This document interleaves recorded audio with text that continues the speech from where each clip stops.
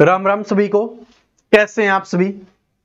उम्मीद करता हूं आप सभी बहुत अच्छे होंगे और आप सभी की एचएसएससी सीईटी 2025 के लिए तैयारी है वो अच्छे से चल रही होगी।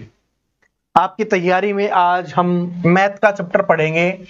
एवरेज यानी औसत से जो आपके एचएसएससी के एग्जाम्स में क्वेश्चंस आते हैं उन सभी महत्वपूर्ण सवालों को हम करने वाले हैं। देखिए एचएसएससी है ना, वो मैथ में कुछ ऐसे सवाल पूछती है जो बड़े सिंपल होते हैं, लेकिन अगर आपको उनका तरीका नहीं पता कि किस तरीके से सोल्व करेंगे, किस तरीके से कम समय में उनका आंसर निकालेंगे, तो फिर आप उन क्वेश्चंस को नहीं कर पाते और आप मैथ में जो 15 में से 15 नंबर लाने वाला जो आपका टारगेट है वो अचीव नहीं हो पाता। और टारगेट छोड़ दो भाई, अगर मैथ में हम अच्छा स्कोर नहीं करेंगे ना तो एचएसएससी में सिलेक्शन भी नहीं होगा। वो टाइम जा चुका है जब आप सिर्फ हरियाणा जीके ही करके आप सिलेक्शन ले सकते थे। अब आपको सब कुछ पढ़ना होगा और सब कुछ में अच्छा स्कोर करना होगा, ठीक है। और ये जो हमारी मैथ की क्लास आ रही है, कल आपकी रीजनिंग की क्लास आएगी। इस तरीके से मैथ और रीजनिंग डेली अब आने वाली है। एक दिन मैथ, एक दिन रीजनिंग, एक दिन मैथ, एक दिन रीजनिंग, इस तरीके से आपकी क्लास चलने वाली है, ठीक है। और बीच में आपको और कुछ जो इंपॉर्टेंट होगा वो आपको मिलता रहेगा। चलो सबसे पहले क्वेश्चंस पे चलते हैं। पहला क्वेश्चंस क्या है कि पहली 34 प्राकृतिक संख्याओं का औसत क्या होगा। देखिए आपको औसत निकालना है तो सबसे पहले मैं औसत के बारे में बता देता हूं। औसत होता क्या है, यानी एवरेज क्या होता है। एवरेज होता है आपका आंकड़ों का योग बटे आंकड़ों की संख्या। यह आपने बचपन से पढ़ा है, आंकड़ों का योग बटे आंकड़ों की संख्या होता है, ठीक है। आंकड़ों की संख्या, जब आपको आंकड़ों का योग निकालना हो तो ये इधर से इधर आ जाएगा, औसत गुना आंकड़ों की संख्या हो जाएगी। जब आपको आंकड़ों की संख्या निकालनी हो तो आंकड़ों का योग बटे में औसत आ जाएगा। ये अपने को ध्यान रख लेना है। सबसे पहली चीज तो ये है। दूसरी चीज जो आज इस क्वेश्चन के लिए है कि प्राकृतिक संख्याओं के बारे में पूछे, तो प्राकृतिक संख्याओं के बारे में पूछता है तो फॉर्मूला होता है हमारा n+1/2। ये अपने को याद रखना है। जब भी प्राकृतिक संख्याओं के औसत के बारे में पूछेगा, नेचुरल नंबर के एवरेज के बारे में हमसे पूछेगा, तो n+1/2 अपने को फॉर्मूला यूज करना है। ऐसे ही अगर आपको विषम संख्याओं के बारे में पूछे तो उसका फॉर्मूला हो जाएगा n। इसका n का मतलब क्या होता है, नंबर ऑफ टर्म्स, यानी जितनी संख्याओं के बारे में पूछेगा। 10 संख्याओं के बारे में पूछेगा तो 10+1/2 हम करेंगे प्राकृतिक संख्याओं के लिए, और विषम संख्याओं के लिए सेम हम लिख देंगे। और सम संख्या का भी आपसे पूछता है तो उसको बोला जाएगा n+1 अपने को कर देना है, आपका औसत निकल के आ जाएगा, आपका एवरेज निकल के आ जाएगा। बस अपने को इतना ही करना होता है और हमारा आराम से है वो आंसर निकल जाता है। बाकी इसमें कुछ नहीं करना, ठीक है। बाकी औसत में कुछ नहीं करना, इतनी बातों का आपको ध्यान रखना है, फिर आपका आंसर आराम से निकल जाएगा। चलो अब क्वेश्चंस को देखते हैं। इसमें क्या पूछा है, प्राकृतिक संख्याओं के बारे में, और कितनी, 34। तो फॉर्मूला क्या था, n+1/2, तो 34+1/2 हो जाएगा। 34 + 1 कितना होगा आपका 35/2, और 35/2 कितना होगा 17.5 हो जाएगा। तो ऑप्शन नंबर बी आपका आंसर हो जाएगा। समझ में आ गया। अब सम का पूछेगा तो भी कर देना, विषम का पूछेगा तो भी कर देना, और प्राकृतिक संख्याओं का पूछेगा तो भी कर देना, ठीक है जी। तो यही आपसे पूछता है आपके एग्जाम में। चलो आगे बढ़ते हैं अगले क्वेश्चन पे। एचएसएससी के लिए बहुत इंपॉर्टेंट क्वेश्चन है, ध्यान से देखना, ठीक है। अब स्टार्ट होते हैं अच्छे वाले क्वेश्चंस जो आपके एग्जाम में ज्यादा आते हैं, क्योंकि वो संख्याओं वाला तो हमने संख्या पद्धति में भी पढ़ लेते हैं। ये हमारा औसत का है क्वेश्चन। क्या है कि एक कक्षा के 60 छात्रों का औसत अंक 64 पाया गया। बाद में यह पाया गया कि 2 छात्रों के अंक 24 और 76 के स्थान पर क्रमशः 42 और 28 गलत पढ़ लिए गए, तब सही औसत अंक क्या होगा, ये अपने को बताना। बहुत इंपॉर्टेंट क्वेश्चन है। ऐसे क्वेश्चंस आपको देखने के लिए मिलने वाले हैं, तो इन क्वेश्चंस के लिए आपको तैयार रहना है। देखो कितने की बात कर रहा है कि 60 छात्रों का औसत कितना है, 64 है। तो 60 × 64 हम हमेशा लिख लेते हैं ताकि हमें पता चल जाता है ठीक है, पहले लिखते हैं छात्रों की संख्या, यानी किसी भी व्यक्ति किसी भी चीज की बात कर रहा होता है उसकी संख्या, और गुना में हम लिख लेते हैं कि औसत कितना है। आगे पीछे लिख लो तो भी कोई फर्क नहीं पड़ता, लेकिन बस अपने को याद रह जाता है। ठीक है, यहां पर गुना नहीं करना। आगे देखो क्या है कि बाद में यह पाया गया कि दो छात्रों के अंक 24 और 76 के स्थान पर, यानी एक का 24 था दूसरे का 76 था, उसके स्थान पर क्या पढ़ा गया है, 42 और 28 पढ़ा गया है। इसका मतलब अगर हम इन दोनों का देखें तो 80 20 100 के स्थान पर दोनों का योग कितना हो गया, 100, और इसके स्थान पर कितना जोड़ा गया है, 60 और 10 70 जोड़ा गया है। अब आप बोलोगे सर जी जोड़ क्यों किया, क्योंकि यहां पर जोड़ने की ही बात कर रहा है। ठीक है, कि भाई छात्रों का औसत इतना था, इस और इसके स्थान पर इस और इसको पढ़ लिया गया, तो औसत क्या होता है कि सभी अंकों को जोड़ा जाता है। जैसे मैंने पिछले में लिखवाया था ना कि आंकड़ों का योग, योग का मतलब क्या होता है, योग का मतलब ही होता है जोड़। ठीक है, तो इसका मतलब उसके अंक तो 100 थे उन दो स्टूडेंट के लिए, लेकिन गलती से पढ़ने की वजह से उनको क्या दिया गया, 70 ही उनको पढ़ा गया है। कितना कम पढ़ा गया है, 30। तो ये 30 कम पढ़ा गया है। अब ये आपके औसत में जुड़ना है 30। आप डायरेक्ट 30 थोड़ी ना जोड़ोगे, क्योंकि अंक की बात नहीं हो रही, औसत की बात हो रही है। तो औसत क्या होता है, आंकड़ों का योग बटे आंकड़ों की संख्या। आंकड़ों का योग कितना आया है, 30। आंकड़ों की संख्या कितनी है, 60।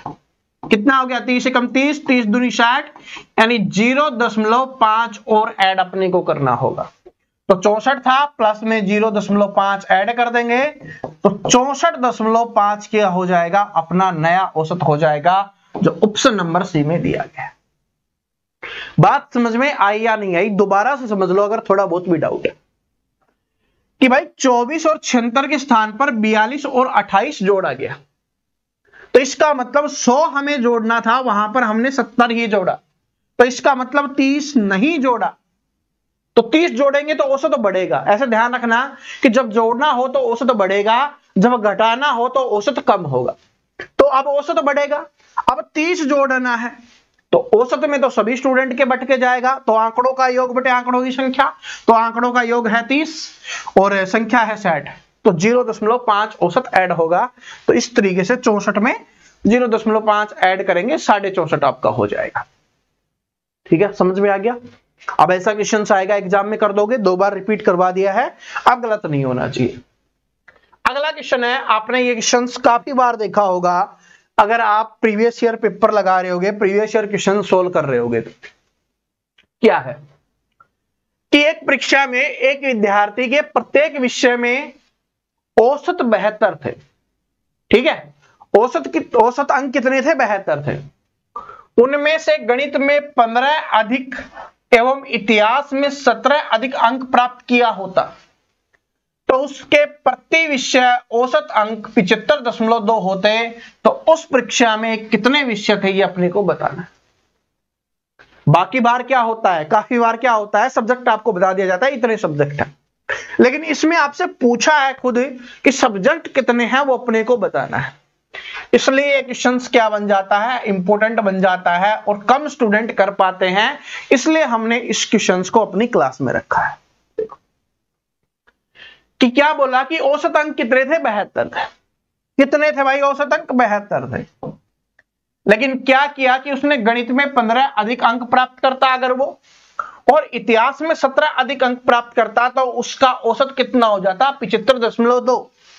कितना औसत हो जाता, 75.2, यानी कि कितने औसत बढ़ता, 3.2 बढ़ जाता, क्योंकि भाई 72 था, 72 से 75.2 हो गया, तो 75.2 में से हम 72 माइनस कर लेंगे, तो हमें पता चल गया कि औसत कितना बढ़ा है, 3.2 बढ़ा है।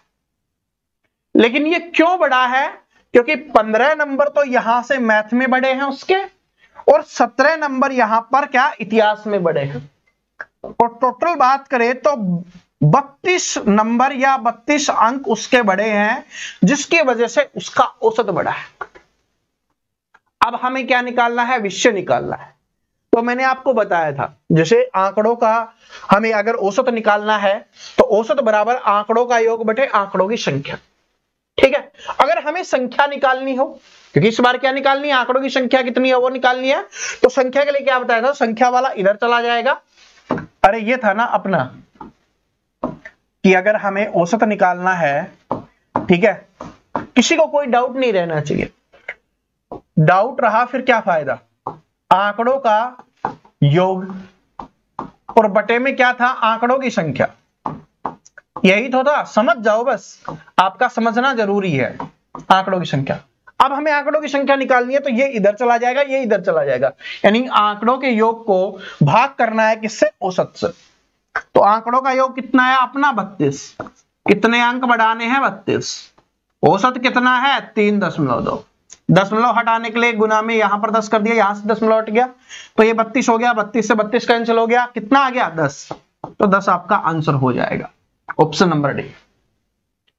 ठीक है, इसलिए बताया था ये फॉर्मूला स्टार्टिंग में, जिनको लग रहा हो कि सर जी प्राकृतिक संख्याओं वालों में तो इसका यूज नहीं था, समझ में आया इसका क्या यूज है।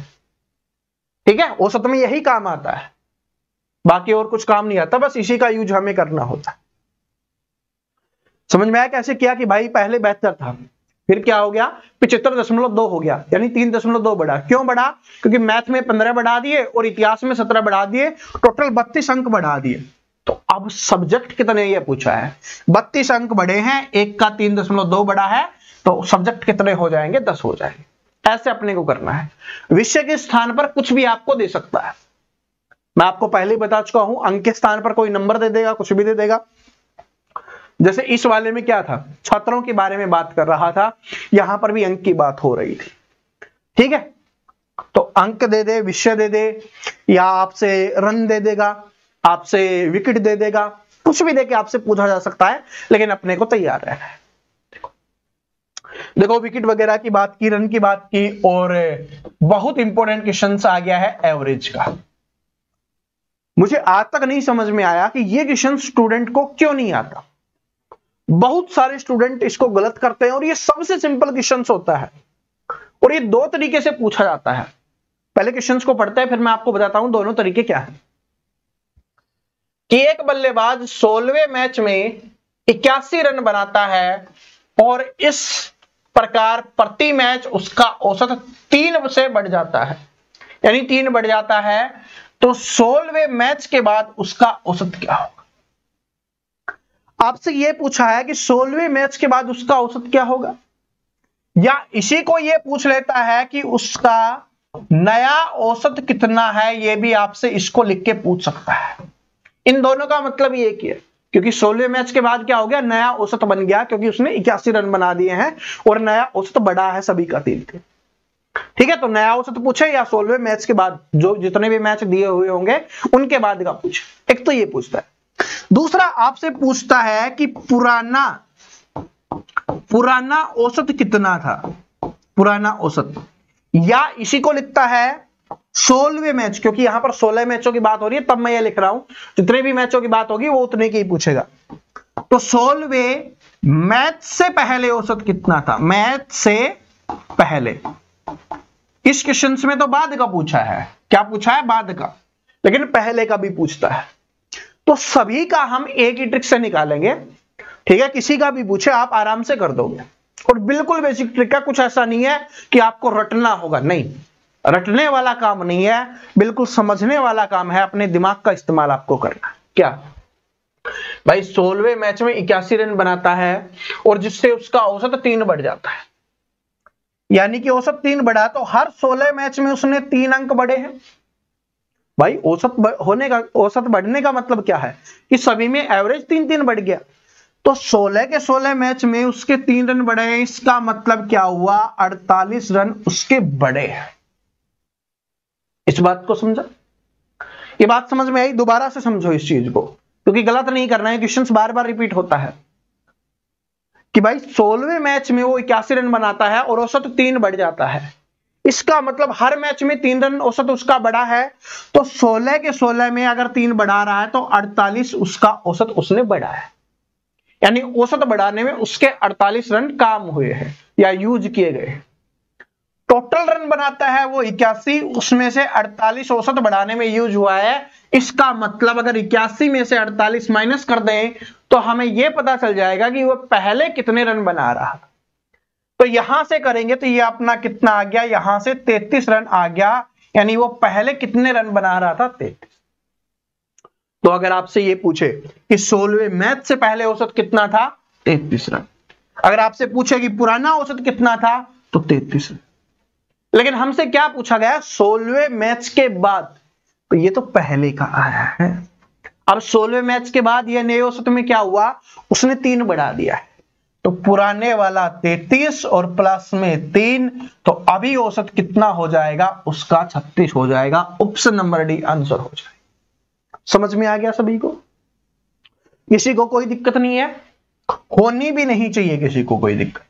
अगर दिक्कत है तो दोबारा से समझा रहा हूं, ध्यान से देख लो कि भाई 16वें मैच की वजह से, जिसमें वो 81 रन बनाता है, औसत 3-3 बढ़ जाता है, तो सभी का उसने 48 रन बनाने की वजह से, ज्यादा बनाने की वजह से औसत उसका बढ़ गया।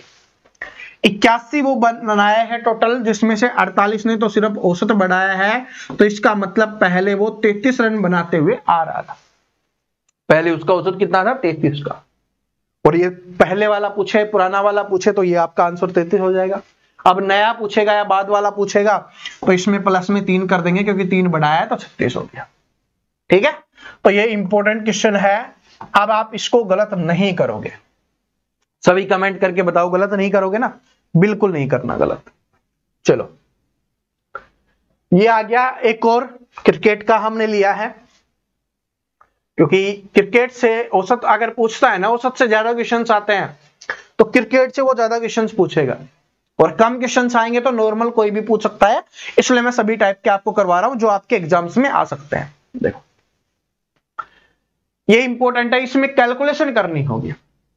यानी जब भी आपसे कैलकुलेशन वाला क्वेश्चंस पूछ रहा होगा, ये वाला क्वेश्चंस आपको दिखेगा, इस टाइप का आपको दिखेगा। क्या है कि 27 पारियों के लिए किसी क्रिकेट खिलाड़ी का बल्लेबाजी औसत कितना है, 47 रन है। तो मैंने क्या बताया था, हम लिख लेते हैं कि भाई 27 तो क्या हो गया, उसकी पारियां हो गई, और औसत रन कितना बना रहा है, 47 बना रहा है। उसके बाद एक पारी में उसका उच्चतम स्कोर, यानी जो सबसे ज्यादा स्कोर होता है वो, और उसके निम्नतम स्कोर, यानी जो सबसे कम स्कोर होता है, से 157 रन अधिक है। यानी जो उसने सबसे कम बनाया और जो सबसे ज्यादा बनाया, उन दोनों के बीच का जो डिफरेंस है, जो अंतर है, वो कितना दिया गया है हमें, 157 रन हमें दिया गया है। आगे पूछा है कि यदि ये 2 पारियां हटा दी जाए, यानी सबसे कम वाली और सबसे ज्यादा वाली, तो शेष 25 पारियों का औसत स्कोर 42 रन हो जाता है। ये टोटल 27 है, उसमें से ज्यादा वाली और कम वाली घटा दें तो जो 25 पारियां बच गई, उनका औसत कितना हो जाता है, 42 हो जाता है। तो एक पारी में उसका उच्चतम स्कोर ज्ञात करें। या तो आपसे उच्चतम पूछेगा या आपसे निम्नतम पूछेगा। तो इन दोनों का गुना कीजिए, तो इन दोनों का गुना करेंगे तो कितना हो जाएगा, 1269 हो जाएगा। और इसका करेंगे तो भाई 25,000 और 1,050 हो जाएगा। ठीक है, ये बात समझ में आ गई? ये बात समझ में आ गई कि भाई कुछ नहीं, क्या गुना ही तो क्या है कि भाई 27 पारियों का 47 औसत है, तो टोटल कितना हो गया, इतना हो गया।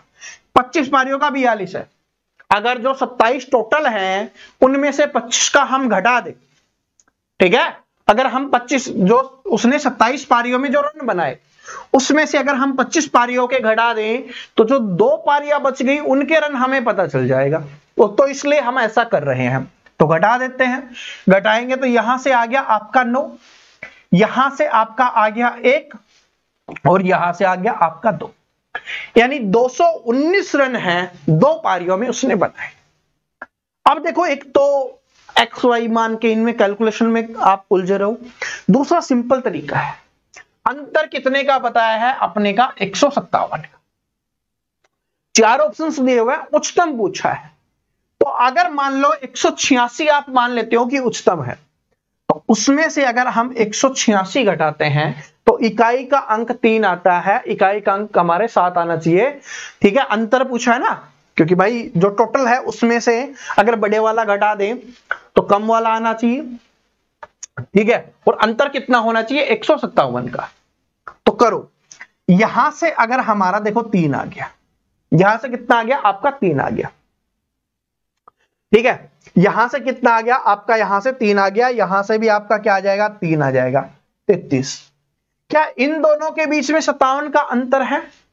देखो, सॉरी 157 का। 186 में से अगर हमारा 33 जा रहा है, 186 में से अगर 33 जा रहा है तो यहां से 3 बन रहा है, तो इसका मतलब क्या हुआ कि ये तो आंसर नहीं हो सकता, क्योंकि अंतर 157। अगर हम 176 करें, अगर मान लो कि हम यहां से 176 करते हैं, क्योंकि ऑप्शन नंबर 2 में 176 है, तो 176 करते हैं तो यहां से कितना बचेगा आपका? यहां से आपका देखो 4 बच जाएगा, यानी 43। कितना होगा? 43। अगर इसमें 43 माइनस करेंगे तो भी इकाई का अंक 3 आएगा, 7 आना चाहिए, तो ये भी आंसर नहीं हो सकता। अब जैसे देखो, अब 88 करो। ठीक है, 1 मिनट रुक जाओ, आपको एक और अच्छा तरीका बताता हूं। 88 अगर हम इसमें से करते हैं, सॉरी 188, तो यहां से कितना आया? 1 आ गया। ये अपना आंसर हो सकता है, क्योंकि दोनों को घटाएंगे तो इकाई का अंक 7 आ रहा है, तो ये आपका आ गया 1। ठीक है, 1 आ गया। यहां से देखेंगे तो आपका 3 आ गया, और इसमें से माइनस करना है अपने को, तो इधर से 7, इधर से 5 और इधर से 1, 157 आ गया। तो ये वाला क्या हो जाएगा? आपका आंसर हो जाएगा। अधिकतम पूछे तो ये हो गया, न्यूनतम पूछे तो ये आपका हो जाएगा। ठीक है, न्यूनतम पूछेगा तो न्यूनतम ऑप्शन में देगा, अधिकतम पूछेगा तो अधिकतम ऑप्शन में देगा। ऐसे आप ऑप्शन से भी कर सकते हैं। ठीक है जी, बाकी आपको और कुछ नया अपडेट देना होगा, नया कुछ बताना होगा, तो प्रैक्टिस वाली जो क्लास होगी ना, मैं उसमें आपको और बता दूंगा, क्योंकि अगर अभी और बताऊंगा तो थोड़ा कंफ्यूज हो जाओगे। आप अभी इसी से काम चला। ठीक है, चलो, क्योंकि ये कैलकुलेशन ज्यादा वाला है और इसमें बहुत सारी चीजें बता देंगे तो कंफ्यूज हो जाओगे, तो अभी अपना इसी से काम चलना चाहिए। ठीक है जी, चलो, ये देखो, आप करने की कोशिश करो अब कि 3 लड़कों का गणित में औसत स्कोर 30 है। 3 लड़के हैं, ये वैसे क्वेश्चन आ गए जो सबसे ज्यादा पूछती है एचएसएस से। अब मैं और 2-3 क्वेश्चन और आपको ऐसे करवाने वाला हूं जो एचएसएस से सबसे ज्यादा पूछती है, कि भाई जो लास्ट तक क्लास देख रहे हैं उनको ऐसे क्वेश्चंस मिले जो डायरेक्ट सबसे ज्यादा एग्जाम में आते हैं। ठीक है, क्योंकि जो आप भी मेहनत कर रहे हो तो जो ज्यादा पढ़ता है उसको ज्यादा मिलना चाहिए, जो कम पढ़ता है उसको कम मिलना चाहिए। देखो, 3 लड़कों का गणित में औसत स्कोर 30 है, तो यहां पर मैंने बताया था, लिख लेते हैं कि 3 गुना 30 हो गया। बड़ा सिंपल है। ठीक है, क्या कि ताकि दोबारा ना पढ़ना पड़े अपने को बार बार। यदि किसी चौथे लड़के का स्कोर भी इन तीनों के कुल स्कोर में मिला दिया जाए, अब चौथे लड़के का भी इन तीनों में से मिला दिया जाए, तो औसत घटकर क्या हो जाता है? 25 हो जाता है। औसत क्या हो जाता है? 25 हो जाता है। तो चौथे लड़के का स्कोर बताओ क्या है? बड़ा सिंपल है भाई, 3 का 30 है तो इसका मतलब 3 को 90 मिले, 4 का 25 है तो इसका मतलब 100। तो 4 में से अगर 3 का माइनस कर दें तो 100 में से अगर 90 माइनस कर दे तो चौथे का हमें पता चल जाएगा, जो कितना हो जाएगा आपका? 10 हो जाएगा। समझ में आ गया? समझ में आ गया ना कैसे करना है? बस, ठीक है। और जो देखो, मैं प्रैक्टिस वाली जो क्लास करवाता हूं ना, उसमें भी आपको बहुत सारे अच्छे अच्छे क्वेश्चंस मिलते हैं। ये वाला देखिए कि एक परीक्षा में 120 छात्रों द्वारा प्राप्त औसत अंक 35 है। क्या बोला है कि 120 छात्र हैं, उनके द्वारा प्राप्त अंक कितने हैं? 35 है। यदि उत्तीर्ण छात्रों द्वारा प्राप्त औसत अंक 39 है तथा अनुत्तीर्ण छात्रों द्वारा प्राप्त औसत अंक 15 है, तो उत्तीर्ण विद्यार्थियों की संख्या ज्ञात कीजिए। इसमें मैं आपको एक ऐसा तरीका समझाता हूं जिससे आप बहुत कम समय में इस क्वेश्चन को कर सकते हो। वैसे ये वाला तरीका तो हम जब मिक्सचर और एलिगेशन पढ़ रहे होंगे तब ज्यादा हम पढ़ेंगे, क्योंकि मिक्सचर और एलिगेशन के क्वेश्चन सोल्व करने में ये ज्यादा काम आता है और इसको बोला जाता है एलिगेशन मेथड। लेकिन इसका कब यूज करेंगे? देखो, मैं यहां पर आपके लिए इंपॉर्टेंट लिख के बता रहा हूं कब यूज करना है। सबसे पहले जब दो अलग अलग दिए हुए हों और दोनों का एक कॉमन दिया हुआ हो। जैसे यहां पर उत्तीर्ण छात्रों के बारे में बोला है कि उत्तीर्ण का अंक औसत अंक कितना है, दूसरा अनुत्तीर्ण के बारे में बोला है कि इतना है, और तीसरा दोनों का मिलाकर बोला है कि इतना है। तब अपने को यूज करना है, यानी कि दो का अलग अलग दिया हुआ हो और कॉमन दिया हुआ हो। बाकी ज्यादा मिक्सचर और एलिगेशन में पढ़ेंगे हम, ठीक है। मिश्रण वाला जो चैप्टर पढ़ेंगे ना उसमें हम सीख रहे होंगे। देखो सबसे पहले क्या है उत्तीर्ण वाला, तो हम यहां पर लिख लेते हैं, ऊपर लिख देते हैं उत्तीर्ण वाले की बात कर रहे हैं, और यहां पर फेल वाले की बात कर रहे हैं, अनुत्तीर्ण वाले की हम बात कर रहे हैं। उत्तीर्ण का कितना है औसत 39 है, फेल का कितना है 15 है, और सभी का कॉमन कितना है 35 है। देखो एलिगेशन मेथड को लगाते हैं, ऐसे लिख लो, ठीक है। बड़े वाले में से छोटे वाला माइनस करके लिखना है, बड़े वाले में से छोटे वाला, तो 39 में से 35 माइनस करेंगे तो यहां पर कितना आ जाएगा अपना 4, और 35 में से 15 माइनस करेंगे तो यहां पर कितना आ जाएगा अपना 20 आ जाएगा, ठीक है। यहां पर क्या होता है, यह अनुपात होता है, तो इस अनुपात में आगे अब इसको और छोटा अनुपात कैसे बना सकते हैं, 4 एकम 4, 4 पंजे 20। अगला चैप्टर हम अनुपात का ही करेंगे, ठीक है, उसमें आपको और अच्छे समझ में आ जाएगा। भाई सारे चैप्टर है ना एक दूसरे से मिलते जुलते हैं, तो इसलिए 5:1 में हो गया, तो टोटल कितना हो गया 6:। तो कल ही समझाया था कि 6 बराबर क्या होता है, टोटल है तो इसका मान 120 है, तो 1 का मान कितना हो जाएगा 20 हो जाएगा। अब हमसे क्या पूछा है, जब 1 का मान आ गया तो किसी का भी हम निकाल सकते हैं, तो हमसे उत्तीर्ण विद्यार्थियों का पूछा है। उत्तीर्ण वाले इसके नीचे वाले हैं 5, तो 1 बराबर 20 है, तो 5 बराबर क्या हो जाएगा 20 गुना 5 यानी 100 हो जाएगा। तो कितना हो जाएगा आपका यहां पर 100 आपका आंसर हो जाएगा। ये पहले से गलती से टिक हो गया, ठीक है, समझ में आ गया। बताओ कोई डाउट, कोई संदेह, कैसे हुआ है, बिल्कुल दिक्कत नहीं है ना। इसको एलिगेशन मेथड बोला जाता है, इसको क्रॉस से याद रख लेना, ठीक है। तो ऐसा मत करना कि सर जी इसमें से ये माइनस किया है तो इधर आया, इसमें से ये माइनस करेंगे तो माइनस का आ रहा है, नहीं। बड़े ऐसे याद रखो कि बड़े में से अपने को छोटे वाला घटाना होता है, सिंपल तरीका ये होता है, और जिस तरीके से ऐसे लिखना होता है, ठीक है। जैसे क्रॉस है तो इधर से ये, इधर से ये उत्तीर्ण का औसत आ गया, ये फेल का आ गया। टोटल 6 बराबर 120, तो 1 बराबर 20 और 5 बराबर क्या हो जाएगा 100 हो जाएगा। तो ऑप्शन नंबर बी में आपका दिया होगा, ठीक है जी, समझ में आया, कोई दिक्कत? ठीक है, चलो आगे देखिए कि प्रथम 10 प्राकृतिक विषम संख्याओं का औसत ज्ञात कीजिए। तो अगर ये क्वेश्चन आप नहीं कर पाए इसका मतलब आपने इस क्लास को देखा ही नहीं। सबसे पहला जो क्वेश्चन करवाया था तब मैंने आपको बताया था, तो इसका आंसर है, सभी स्टूडेंट कमेंट करके बताने वाले हैं कि इसका आंसर क्या रहने वाला है। तो औसत से यही क्वेश्चंस हैं जो आपके एग्जाम्स में सबसे ज्यादा बार रिपीट होते हैं। बाकी अगर कोई टाइप रह जाती है तो या तो मैं प्रीवियस ईयर क्वेश्चंस करवाऊंगा, उसमें हो जाएगा वो, वरना मैं प्रैक्टिस सेट में आपको करवा दूंगा। कोई भी ऐसा क्वेश्चन नहीं होगा जो हमने ना करवाया हो और आपके एग्जाम में पूछा जाए, ठीक है जी। तो हमारी क्लास कैसे लगी ये आप सभी कमेंट करके जरूर बता देना। मिलते हैं कल इसी समय अगली क्लास के साथ, और देखो अब कल आपकी रीजनिंग की क्लास आएगी, ठीक है।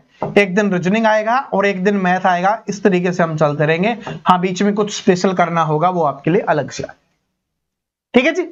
तो चलो सभी को राम राम, मिलते हैं कल, थैंक यू।